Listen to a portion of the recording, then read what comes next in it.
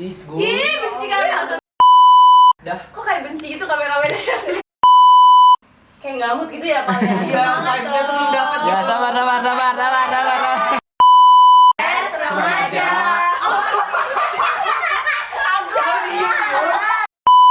Aku ingat pempek langsung ku beli. Males lah gua. Ketawa. Halo teman-teman semua, gua Noval Radiansyah. Selamat datang di PRO Podcast Remaja Overthinking. So, hari ini kita bakal membahas sesuatu yang menjadi dilema para Gen Z, yaitu startup versus corporate. Mana sih yang lebih enak buat Gen Z?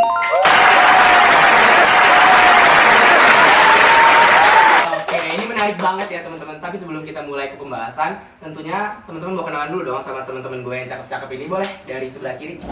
Halo guys, nama gue Aulia Putri. Halo guys, gue Harita Sabrina. Halo semuanya, nama gue Rahayu Agustin. Halo, nama gue Intan Herun. Oke teman-teman, sebelum kita masuk ke pembahasan kita ya, kita teman-teman yang nonton harus tahu dulu nggak sih startup itu apa, corporate itu apa? Mungkin dari tim startup boleh. Oke, jadi untuk teman-teman yang belum tahu startup itu apa, startup itu tuh perusahaan yang masih dalam tahap awal nih, yang baru-baru banget nih merancang pertumbuhannya. Nah biasanya tuh startup itu berfokus sama inovasi, pertumbuhannya, terus juga dari sisi teknologinya juga bisa banget tuh. Nah terus kalau startup itu cenderung struktur kerjanya tuh lebih fleksibel aja sih, nggak terus yang kayak terstruktur banget itu belum, karena kan memang masih merintis kan. Terus lingkungan kerjanya juga tuh lebih dinamis gitu loh, kayak berubah-ubah gitu sih, kurang lebih gitu kalau startup. Oke, kalau corporate gimana tuh? Nah, kalau corporate ini tuh perusahaan yang dia tuh berkembang dan lebih stabil ya. Jadi struktur organisasinya tuh udah jelas, terus juga pembagian job desk-nya tuh juga udah tertata gitu. Terus juga dia tuh jenjang karir tuh lebih apa ya? Lebih aman dan lebih stabil aja lah. Tingkat keamanannya lebih tinggi. Oke, itu dia teman-teman. Karena teman-teman udah tahu startup itu apa dan corporate itu apa, kita masuk ke pembahasan selanjutnya. Oke, teman-teman semua, kan kita di sini semua mahasiswa ya, dimana kita udah semester 6, habis itu kita udah mau cari kerja, terus pasti bingung gak sih, mending kita kerja di startup atau corporate gitu. Di sini teman-teman tim startup atau corporate nih? Startup corporate ya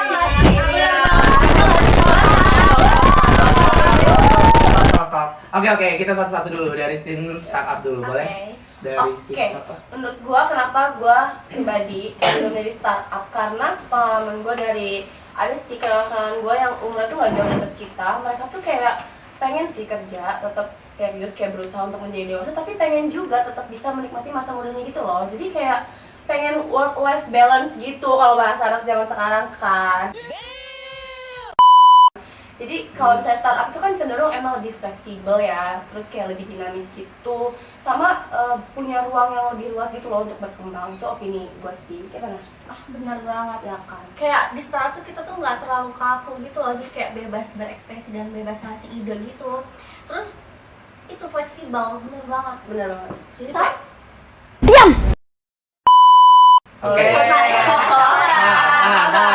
Ini tim startup dulu kak. iya, jadi kayak nggak terlalu kaku gitu loh. Terus kayak kita tuh kadang dikasih kepercayaan yang lebih cepat. Bentar, suaranya lebih keras kak, saya nggak dengar. Kita tuh jadi Oke. kayak dikasih kepercayaan yang lebih cepat, terus jadi kitanya bisa berkembang lebih banyak gitu loh, dan itu tuh kayak sesuai dengan apa yang kita mau. Jadi buat Gen Z kayak kita tuh yang gampang bosan, jadi kayak lebih hidup gitu nggak sih? Oke, tahan. Sekarang gantian dulu nih, kita coba dengerin opini dari tim. Santai, kita nggak emosi. Corporate. Iya. Cinta damai. Mau lo apa gue duluan nih yang beropini? Gue dulu ya. Oke. Nah, menurut gua untuk Gen Z yang baru lulus ini, yang mau lulus ini, yang ada kepastian gitu tentang jenjang karir ya, tentang job desk-nya. Sedangkan kalau di startup itu, kadang kita nggak tahu nih job desk kita apa aja, terus kadang melebar kemana-mana job desk-nya di luar dari posisi kita. Gue setuju banget sih sama Iya, omongan lo. Buat orang yang kayak nggak terlalu suka multitasking nih, buat kayak gue yang lebih suka sistematis, kadang startup itu nggak cocok buat orang-orang yang mungkin lebih serius terhadap job desk yang lebih spesifik. Apalagi kalau gue itu mengagumkan indeks ekonomi yang serba nggak pasti ini, Wow. mengagumkan kestabilan gitu loh. Dan startup ini menurut gue nggak bisa memberi rasa aman karena dari pengalaman gue atau mendengar berita segala macam, startup itu lebih cenderung turnover lebih tinggi gitu dibandingkan corporate gitu sih. Oke, yang disampaikan teman-teman semua benar sih sebenarnya. Karena dalam sebenarnya dalam teori organisasi juga tuh dijelasin gitu loh. Kalau organisasi itu adalah entitas sosial yang memiliki tujuan terus dirancang secara sadar dan juga tuh tentunya berhubungan gitu dengan lingkungan eksternal. Artinya apa? Baik itu startup ataupun itu corporate itu pasti ada perbedaannya karena kan tujuannya berbeda, terus lingkungannya juga berbeda gitu. Nah, kalau menurut teman-teman dari segi atau secara strukturnya itu gimana? Dari startup ataupun corporate? Mau siapa yang duluan nih? Udah deh, corporate dulu kan. Tadi udah startup. Oke. Silahkan. Waktu dan tempat. Corporate tampil ya. Oke, boleh. Center. Lighting. Cukup. Oke. Bintangnya di gua soalnya. Takut banget. Sebel deh. Jadi kalau struktur di corporate itu mungkin karena lebih stabil gitu. Kalau tadi kan startup itu bahas tentang fleksibilitas ya. Iya. Nah, kalau corporate itu mungkin lebih terpusat dia. Jadi untuk orang kayak gue gitu ya, yang lebih suka sistematis dan lain-lain, gue tuh ngerasa corporate itu lebih cocok gitu loh sama pribadi gue. Apalagi kalau dia tuh di saat yang ekonomi kita yang gak jelas kayak gini tuh lebih memberi gue rasa aman aja sih. Terus gue itu kurang cocok sama cara kerja di startup itu, menurut gue tuh kurang jelas gitu job desk-nya, yang dimana mungkin ada beberapa orang bisa berkembang dengan cara yang kreativitas, tapi kalau gue sendiri tuh enggak sih. Kalau menurut lu gimana, Ray? Sama sih gua. Terus juga ya kalau misalkan di corporate ini kan jenjang karir tuh stabil.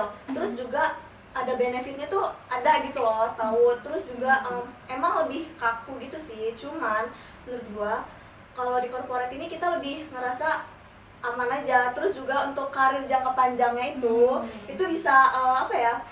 Kayak Buat kita berarti ngerasa arah iya, ya. terus buat kita ngerasa aman. Oke, kalau menurut gue nih ya, Sebagai tim corporate. iya benar banget. Corporate. Siapa sih? Iya, dia mau siapa? Kuning. Menyala gue. Oke, lanjut. Oke, startup easy. Boleh. Sebenarnya masih tergantung persepsi masing-masing nggak sih? Dan menurut gua, untuk gua yang bos teman ini, itu tuh kayak gua lebih pilih startup karena tuh nggak monoton gitu loh. Jadi gua bisa belajar besok hal itu, terus besok hal ini, terus kayak ya belajar hal-hal baru aja. Aku tambahin ya, aku Iya. tambahin sebagai satu tim terus kita. Jadi menurut gua kenapa gua lebih memilih startup? Gue dan Bina ya cenderung karena mungkin gue tetap setuju sama statement kalian yang in this economy itu tuh butuh sesuatu yang stabil. Itu nggak salah, itu benar. Tapi gue juga punya opini di mana kadang-kadang ada perlu orang itu jadi stabil, ada juga orang itu perlu berkembang. Nah, konteks kenapa gue memilih startup adalah ketika job desk-nya itu bisa macam-macam, itu tuh kita punya waktu untuk memang sih tuntutan adaptasinya mungkin lebih tinggi, tapi ketika kita udah bisa, menurut gue itu jadi sesuatu skill baru gitu loh buat orang-orang yang memang pengen berkembang di dunia yang lebih kreatif dan inovatif. Itu sih kalau dari versi gue. Gimana nih? Oke, jadi Coach nih? Jadi sebenarnya intinya ini kalau dia di startup itu ya strukturnya ya lebih fleksibel lah ya. Iya, Terus benar. keputusannya juga secara bersama-sama mungkin Iya, nggak kayak bermusyawarah corporate. lah. Kalau corporate itu kan dia lebih terstruktur, terus dia ada struktur organisasinya yang lebih jelas gitu dan juga lebih bisa bilang lebih kaku lah ya, lebih formal gitu. Sebenarnya kalau kita tuh bisa lihat gitu dari situ tuh emang perbedaan dari desain organisasi itu sebenarnya itu dipengaruhi gitu sama lingkungan gitu. Kalau startup dan juga corporate kan tuh lingkungannya berbeda gitu. Nah, oke, selanjutnya gimana dari sisi lingkungan kerjanya? Kalau startup itu lingkungan kerjanya gimana? Terus kalau corporate itu lingkungan kerjanya gimana gitu. Nah, siapa yang mau duluan? Wih, siap. Easy. Gak mau kalah banget kayaknya. Aku dikasih kesempatan nggak? Dulu ya. Ayo. Iya. Tunjukin dong. Oke, jadi kalau untuk lingkungan kerja nih, kalau dibilang lingkungan kerja startup tuh emang sih minusnya tuh berubah-ubah ya. Kayak bener-bener dinamika banget gitu loh. Kayak kalau ada problem A bisa langsung ganti ke strategi B. Cuman kalau kita sebagai Gen Z itu bisa ngambil peluang untuk lebih mengasah kayak problem solving kita tuh, kayak ngambil kesempatan buat, karena kan kayak startup itu kan cenderung tim yang kecil dan melibatkan keputusan bersama tuh, dimana kita bisa ngambil sistem kerja timnya tuh biar bisa lebih kompak dan bisa lebih terarah antara satu dan yang lain, bisa lebih memahami. Kalau misalnya emang lingkungan kerjanya itu bisa mengambil kesempatan, startup itu bisa langsung benar-benar berkembang pesat gitu loh. Kayak kita ambil contoh aja startup teknologi kayak Gojek, kayak yang e-commerce itu ada juga kayak Shopee ya, Shopee atau Tokopedia. Tokopedia, Gojek. Terus apa lagi? Oh ya, Banyak sih sebenarnya untuk perusahaan-perusahaan teknologi gitu. Oke, bisa dilanjutin mungkin Samina? Oke, gue mau nambahin sedikit aja ya. Bener sih kata si Siva, gue mau angkatin aja. Iya, hal ini tuh di lingkungan startup ya, hal itu kayak melatih kreativitas dan problem solving kita gitu. Jadi kita nggak cuma kerja, tapi juga berkembang bareng-bareng gitu. Jadi belajar juga lah ya. Iya. Minusnya lingkungan itu berubah, tapi kalau kita bisa ngambil sisi positifnya, kita tuh benar-benar bisa berkembang yang dari banyak hal gitu loh. Gitu. Berarti kalau dari startup itu lebih berani dan terlibat Iya. gitu ya pesannya dibandingkan. Cuma resikonya emang besar ya. Easy. Ini Tapi ekonomi ya. Yang kerja-kerja startup tuh emang yang suka-suka resiko kayaknya. Oh iya. Kelihatan sih. Yang berani-berani aja. Nggak mengakui tapi aku ya. Emang beda kalau superstar? Siap. Oke, sekarang kita dengerin dulu nih kalau dari sisi corporate, lingkungan kerjanya gimana sih? Gue dulu kali ya. Kalau misalkan dari corporate itu yang pasti ya jelas sih strukturnya, karena ya dari atasan gitu kan ke bawah gitu. Yang pasti ya jelas strukturnya, terus jam kerjanya juga jelas, kayak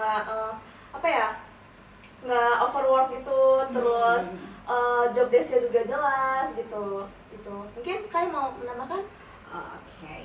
Kalau mungkin dari yang dibilang Ray itu emang benar. Mungkin kalau di corporate itu kita tuh berfokus sama sistem kali ya. Bahkan kayak kalau startup kan bahas nih kalau mereka tuh bisa langsung terlibat, tapi kalau kita tuh mungkin dinilai orang tuh cenderung kaku gitu kan ya. Nah, tapi menurut gue sendiri itu kadang itu tuh cara yang aman gitu loh buat gue pribadi gitu terhadap orang-orang yang kayaknya tuh gue tuh pengen ngurusin kerjaan gue aja gitu loh. Ngerti gak sih? Kayak fokus ngerti. ya, gak peduli sama kerjaan kalian gitu. Kayak sorry gue main startup. Individual ya berarti. Gak cocok gitu. Berarti emang culture-nya aja kan yang nggak cocok. Dan lebih aman gitu loh buat orang-orang kayak gue, lebih stabil, jelas, tahu kayak kalau di lingkungan korporat tuh kayak lebih menjanjikan aja lah hal-hal yang lebih stabil, baik dari finansial dan lain-lain. Kita orang tuh lebih nggak takut buat di PHK atau di layoff gitu. Make sense sih, emang masuk akal sih. Tapi gue punya pertanyaan nih, boleh nggak nih? Boleh. Ngasih Ini pertanyaan kemana nih? Ke gua atau ke bagian corporate Oh, nih? boleh. Serem sih, soalnya kayak berambisi banget. Nggak, siapa tahu dia mau ada indikasi untuk pindah ke corporate ya.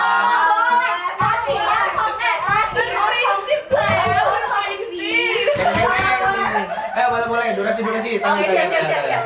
Oke, jadi gue punya pertanyaan. Kalau misalnya startup tadi kan gue bilang kita tuh cenderung tim kecil yang bermusyawarah lah, cenderung mendengarkan banyak pendapat dan dari range terkecil dari jabatan itu pun kayak punya kesempatan untuk terlibat gitu lah dalam pengambilan keputusan. Nah, kalau seperti yang lo bilang tadi, stigma atau perspektif orang-orang terhadap corporate itu kan bener-bener yang kayak kaku, terus kayak pokoknya serem lah intinya kalau orang-orang yang belum bisa benar-benar terjun itu. Nah, gimana sih kalian itu menghadapi ketidakbisaan kalian tuh untuk terlibat dalam pengambilan suatu keputusan ketika memang keputusan itu tuh nggak cocok, atau intinya gini deh, atasan kalian tuh nggak cocok lah sama gaya kerja kalian tuh, gimana sih kalian menanggapinya gitu kira-kira? Tanya bagus banget. Allah apa gue nih duluan yang jawab? Atau gue aja nih yang jawab. Oh, boleh. Kayaknya kalian dulu deh. Boleh. Ini mau bersinar tapi belum terang. Saya tengah nih. Kalau gue nggak usah bersinar udah terang. Keren. Cing nih. Lanjut jawab. Oke, mungkin dari gue dulu ya. Oke. Sebenarnya mungkin buat gue itu tuh sebenarnya nggak yang harus selalu nurut. Kita tuh bisa loh berpendapat, cuman menggunakan data dan apa ya, timingnya tuh harus pas gitu. Terus juga di sini nih kita belajar cara gimana ya, kayak nggak apa ya, cara belajar untuk menerima keputusan. Jadi nggak yang lapang dada Iya. ya. semacam itulah ya. Ya, oke. Sama realitas kerja, realitas di tempat kerja itu kayak gitu. Ya, mungkin gue izin nambahin juga. Boleh banget. Kalau mungkin korporat itu dinilai kaku, terlalu hierarki gitu kan, Iya. mungkin maksud kalian, jadi kayak kita tuh nggak bisa gitu loh kadang terlibat karena kita Iya. selalu punya atasan Iya. ya kan, takut. Dan Apalagi kayak harus Gen Z man, kan gitu ya. banget gitu loh. Itu gimana tuh? Kalau dari gue sendiri ya kan, dari awal kita kerja itu kita tuh bakalan dikasih kontrak gitu kan, misalnya kita tuh Oke. bakalan ngapa-ngapain aja nih gini-gini Oke. gini gitu. Tapi kan di kondisi kita itu kadang-kadang di era-era kepemimpinan, misal pergantian kepemimpinan atau apa gitu, kadang tuh kita tuh perlu ngasih keputusan tuh yang situasional mungkin yang kalian maksud Iya, gitu betul kan. betul. Tapi kalau gue tuh sendiri, gue percaya bahwasanya orang-orang di corporate itu untuk ada di level atasan itu perlu menghadapi step-step karyawan yang belajar gitu, Oke. jelas terarah. Jadi ketika dia mengambil keputusan, gue yakin itu dia udah punya basicnya gitu. Jadi kita tuh bukan always yes man, tapi right man in the right system. Dia kalah. Berarti kalian percaya penuh ya terhadap pimpinan kalian Iya yang ada di dong. situ. Berarti kalian punya kepercayaan ya terhadap pimpinan kalian, terhadap keputusan beliau. Betul. Oke, boleh. Oke, tapi kalau dari gue mau jangan nanya juga nih, penasaran nih. Kalau dari sisi kalian sendiri, Gen Z itu kan emang tipe-tipe juga yang pengen ikut terlibat banget gitu. Emang apa kalian nggak ada gitu keinginan untuk ada keterlibatan dalam pengambilan keputusan gitu? Jadi nggak cuman kalian tuh ngikut aja, apalagi kadang tuh kayak greget gitu. Ih kok gini sih, harusnya tuh gini gitu. Karena Kayak kan nimbrung banget. kalian yang gitu. lebih tahu kondisi secara langsung gitu daripada mungkin pimpinan atau Kalau dari gue mungkin pengen sih kayak startup gitu, bisa kayak langsung sharing-sharing gitu kan, lebih terbuka gitu. Mungkin kita tuh kan bakalan selalu ada weekly meeting ya biasanya kalau di korporat segala macam gitu kan. Dan kita tuh bakalan selalu ada sesi juga loh buat evaluasi nih sebenarnya kinerja kita saat ini tuh udah oke atau belum. Kita tuh tetap punya ruang, cuman mungkin nggak sebebas dan nggak sebelak-belakan startup yang lebih kreatif dan fleksibel gitu. Berarti sebenarnya ada, cuman memang udah kalian tuh udah dipandang seperti itu gitu loh. Jadi Iya. orang-orang tuh emang ya udah takut lah intinya Iya. kadang-kadang. Karena udah terlalu kena stigma dulu. Iya, udah kena stigma kalau kalian itu kaku dan harus nurut. Iya. hierarkinya kuat lah ya. Iya, serem lah ya. Oke deh. Oke, kita ke next pembahasan deh. Selanjutnya kan organisasi itu selalu bergantung, biasa bergantung terhadap organisasi lain gitu. Kalau menurut kalian startup ataupun corporate itu kayak gitu nggak sih? Atau berbeda atau gimana gitu? Dong, Oke. pengen denger nih. Coba dong, mana suaranya? Lalu deh. Kalau misalkan dari sisi korporat ya, kalau misalkan ketergantungan dari organisasi lain, nah korporat ini kan udah aman ya, udah stabil lah istilahnya gitu, udah bisa berdiri sendiri, udah mandiri lah ya.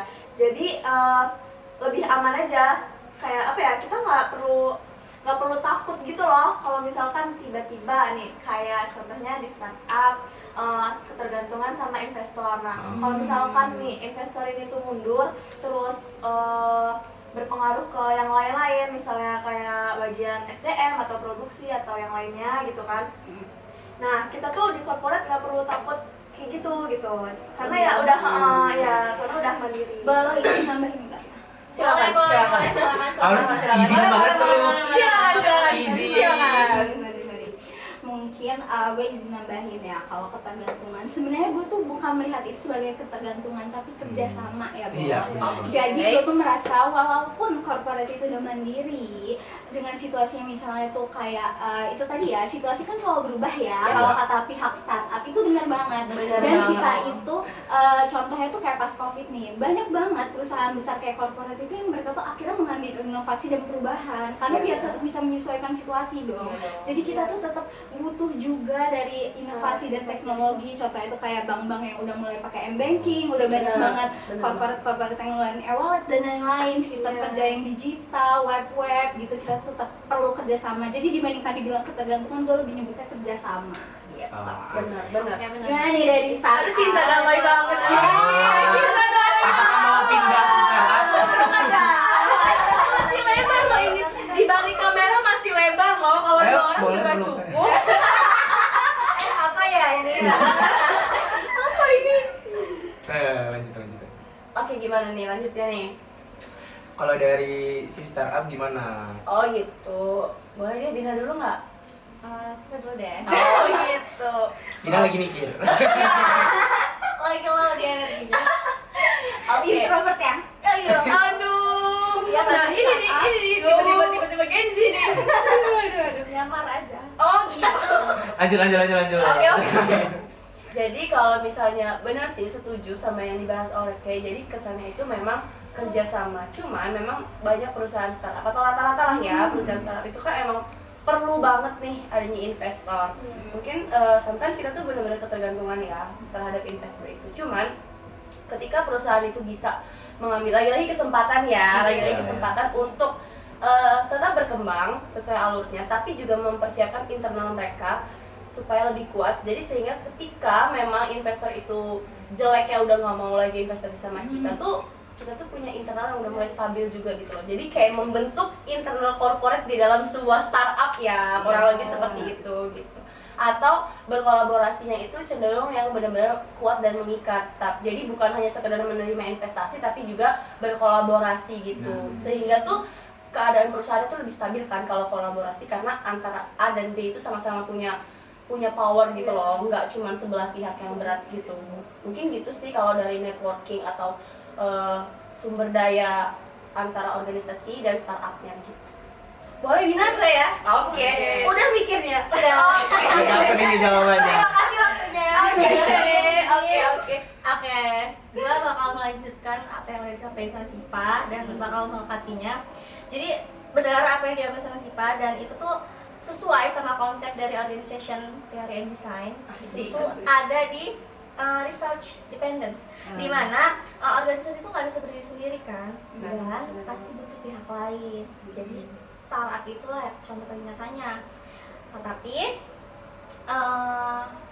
makanya makanya startup itu menurut gua itu lebih berani buat kenal orang gitu loh.